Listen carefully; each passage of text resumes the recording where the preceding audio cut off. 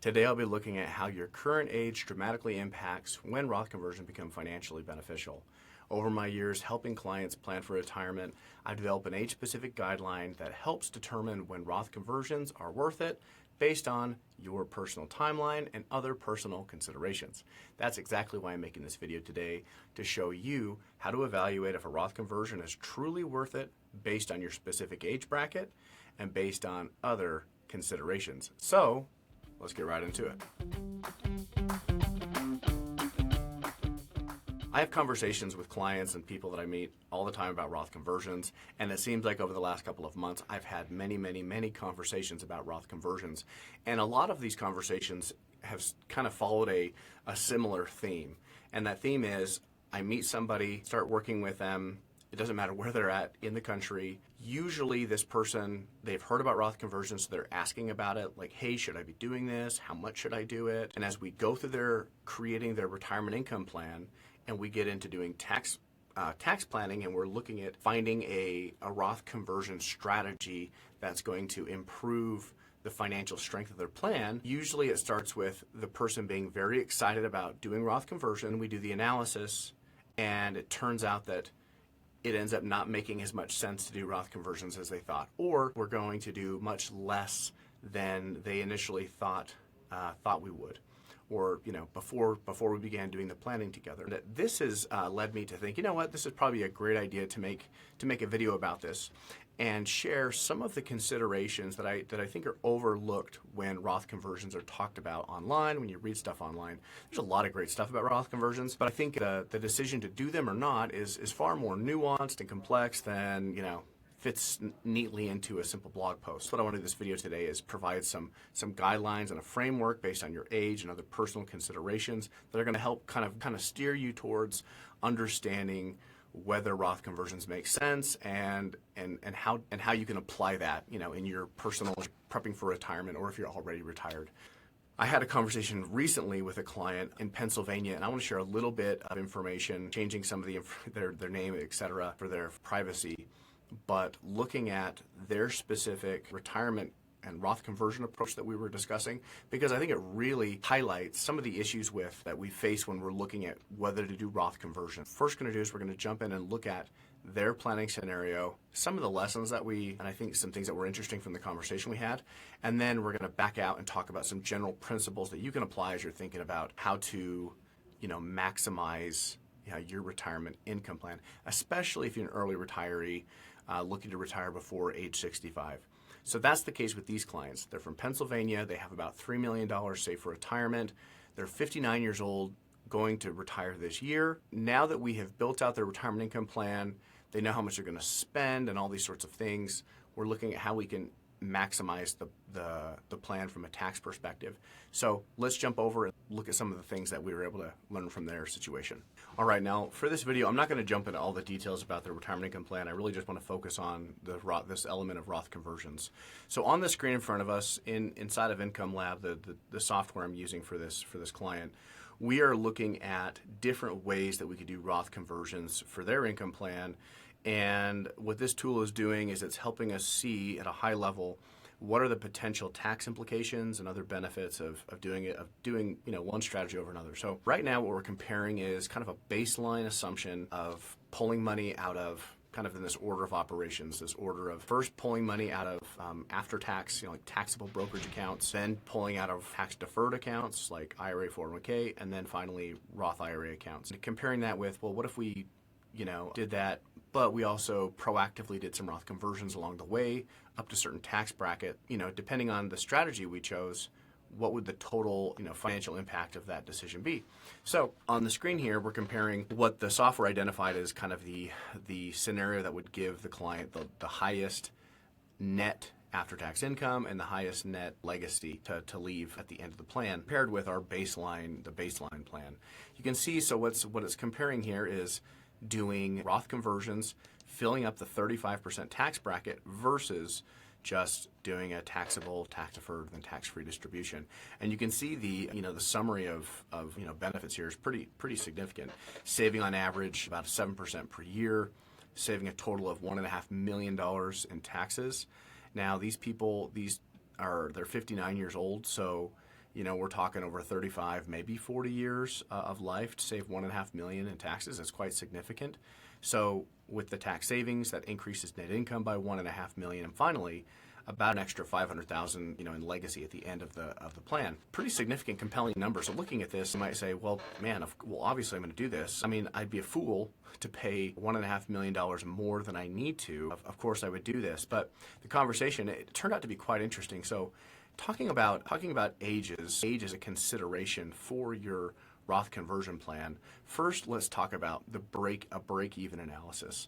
So break-even analysis, we're looking at, given their details, the things that are unique about their retirement income plan, we want to say with Roth conversions, we are proactively paying more taxes so that we can hopefully pay less over the long run. When you prepay taxes, up front, how long is it going to take until you actually kind of get, you're back, get out of the red, get back in the black, where you're actually, now saving money in taxes. And so that's what this chart here is showing us. So starting here on the left-hand side, along the bottom, we can see the years 2025 up through 2061, the projected life of their plan. Now the blue line represents total taxes paid doing this maximum Roth conversion up to the 35% bracket. And the yellow line, that shows total taxes paid, just the baseline taxable, tax-deferred, tax-free distribution approach.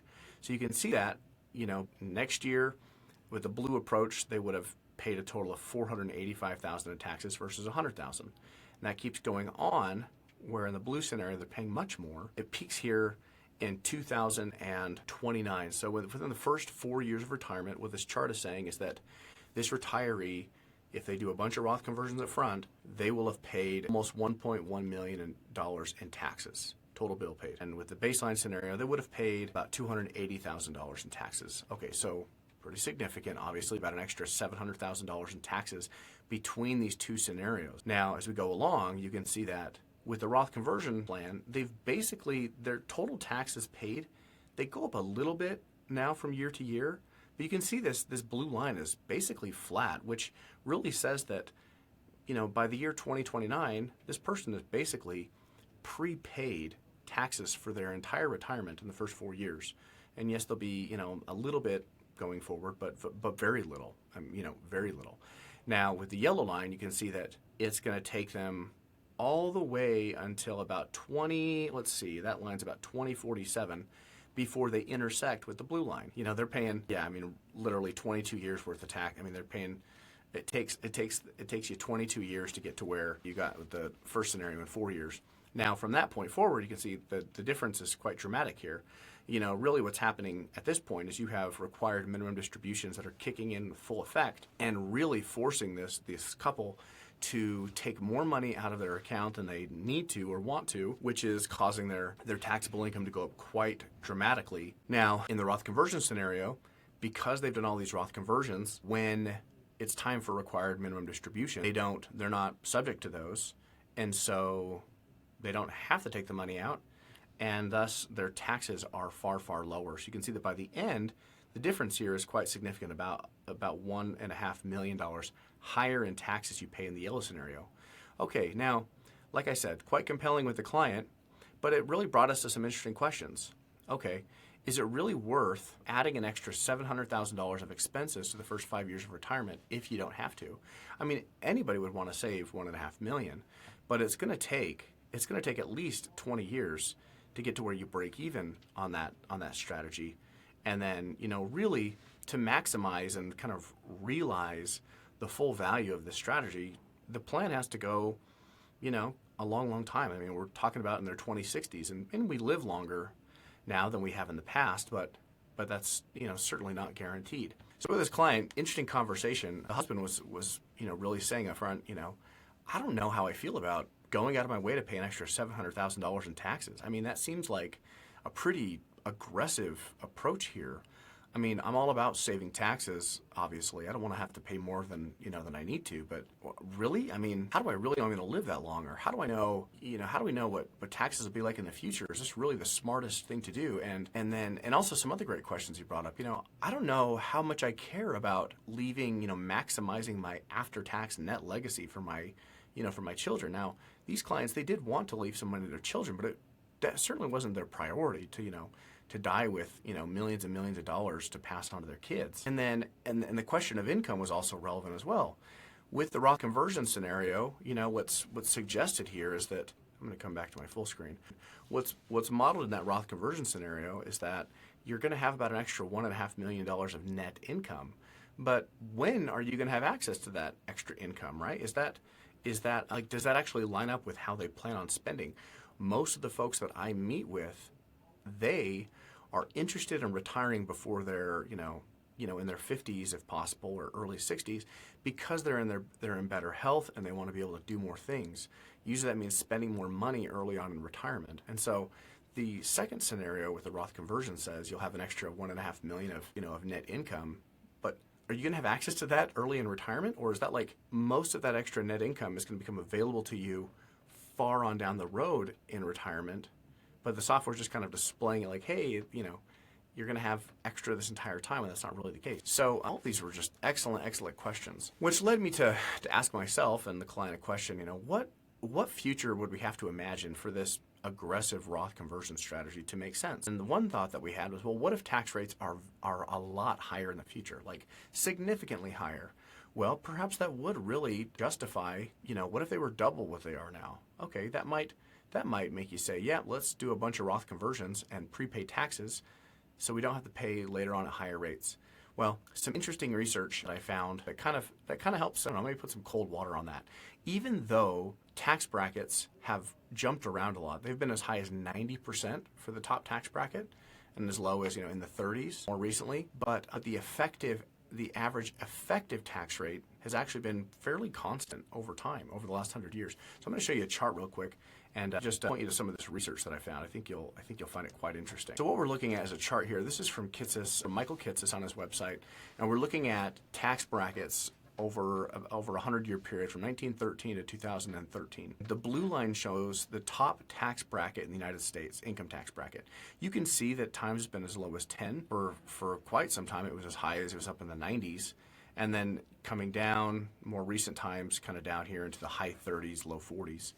Okay, so you could say, man, if we get back to a point where tax brackets are up in the 90s, then yeah, maybe it would make sense to pay an extra $700,000 in the first 4 years, right, to save me from, a tax apocalypse or something, right? So now you compare that, though, with the green and the yellow line. So the yellow line, that shows the average effective tax bracket, or average effective tax rate that, everyone together was paying. And then the green one shows the top 1% of earners, their effective average tax bracket. Now, difference between the marginal tax bracket and the average tax bracket, or the effective tax bracket, I should say. The marginal tax bracket is the next dollar you earn, what will that dollar be taxed at, right? So within the U.S. tax code, you have different brackets, and part of your money is you pay at the lowest, and then the next, and the next, and the next, and then but your next dollar, where is that? Your final dollar, what is that going to be taxed at? That's your marginal bracket. And then your effective tax rate is when you blend all that together. So some of your money is tax-free, some of your money is taxed at 10 and at 12 and at 22, 24, 32, 38, right? And so when you blend all that together, what is your effective tax rate? So you can see that over time, although the marginal tax bracket for the highest earners has been quite high up in the 90s, this green line shows that the effective tax rate has been relatively stable over time, hitting a peak of about, below 50%, about mid-40s, down to the present about the mid-high 30s, right? So, a much tighter kind of bandwidth or band that effective tax bracket has been in. And that's because it's not just the tax bracket, but there's also, exemptions and deductions and credits and all sorts of different things that come into play that kind of water down the amount of taxes that are actually paid. The reason I show you this is because if your motivation for doing Roth conversions and to get your money into tax-free is out of fear that in the future tax brackets, tax rates will be a lot higher than they are today, and so you want to voluntarily, you want to go about doing this. I don't know what will happen in the future. I mean, I know, probably, your guess is as good as mine. But I think what this chart shows, what the research indicates, is that if we use that as a guide, that effective tax rates have been relatively stable over time, maybe it's reasonable to assume that that'll continue. And so even if brackets go up, the changes are probably not going to be as dramatic as at first we think that they will be. With all this being said, what is the framework, or what are some key considerations that you should go through when it comes to Roth conversions to make sure that you are taking into account the variables that are going to really impact whether or not this is a smart financial decision for your retirement plan? All right, so kind of old school. I was writing all this down and thinking, man, what are some things? When I go through this with clients, when you do something a lot,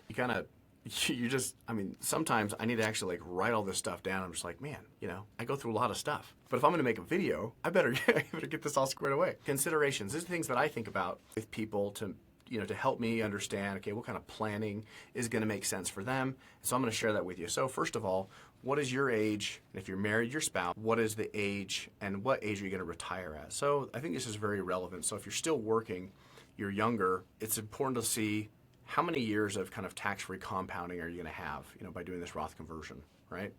The next is, when are you going to retire?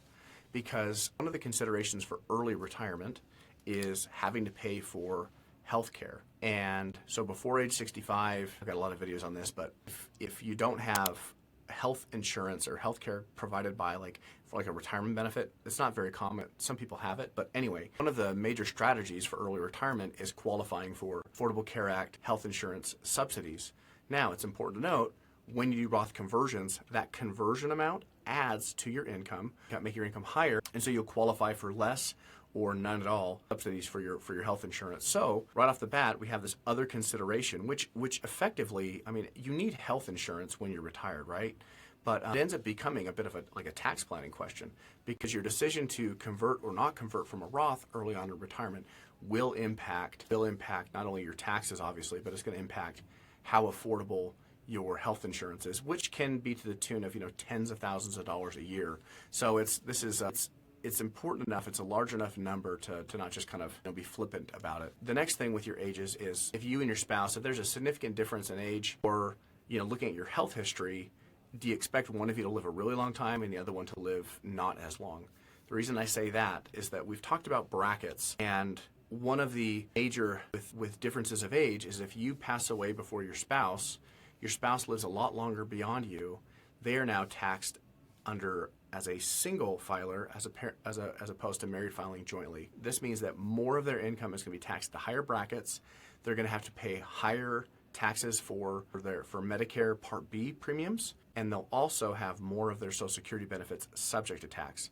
So this is why looking at age, current age of retirement, and kind of age of your spouse and yours relative to each other, and then kind of expected lifetime, can have a huge impact on whether a Roth conversion, how much or not it makes sense. So for example, if there's a significant age difference between you and your spouse, it might make sense to accelerate and do more Roth conversion than you would otherwise, so that when when that widow or widower is by themselves, they have more financial flexibility and freedom, and are don't have to pay as much for health care and taxes and so forth. All right, other considerations, your asset mix. So at the moment, how much money do you have in a Roth versus pre-tax accounts versus after-tax taxable accounts? So if you have, your ability to do Roth conversions, especially once you're retired, there's a constraint here, because if you have to pull out money from pre-tax accounts for your spending, and then on top of that you're doing Roth conversions, that's a totally different ball of wax than if you are able to just live off of after-tax money, or you have sufficient income sources like from rental income or something like that, and you're not, so you have more, you have more room within your tax brackets to do Roth conversions. So what is your current asset mix? Do you have other assets to live on or other income sources to live on, so you're not going to have to pull money out of IRAs and then do Roth conversions on top of that? Another consideration is your income sources in retirement. So have you already begun Social Security? Have you, so your timing of your Social Security, of when you claim it, can impact your Roth conversion approach. Because when you do a Roth conversion after Social Security has begun, the amount of taxes you pay on your Social Security benefit will be impacted by your Roth conversions. So now you have to take into account, it's not only the taxes I pay on my conversion, but now how much is that going, by doing the conversion, how much more taxes do I have to pay on Social Security?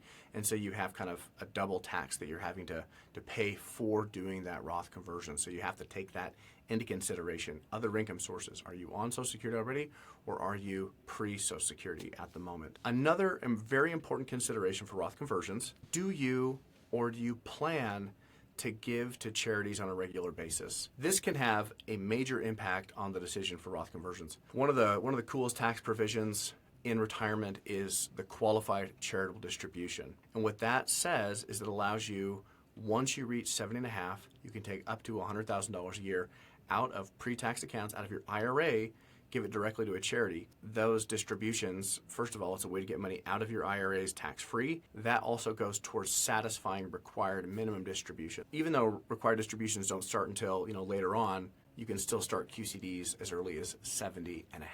The reason that's important is that if you are someone who gives to charity no matter what, come hell or high water, you're going to give to charity.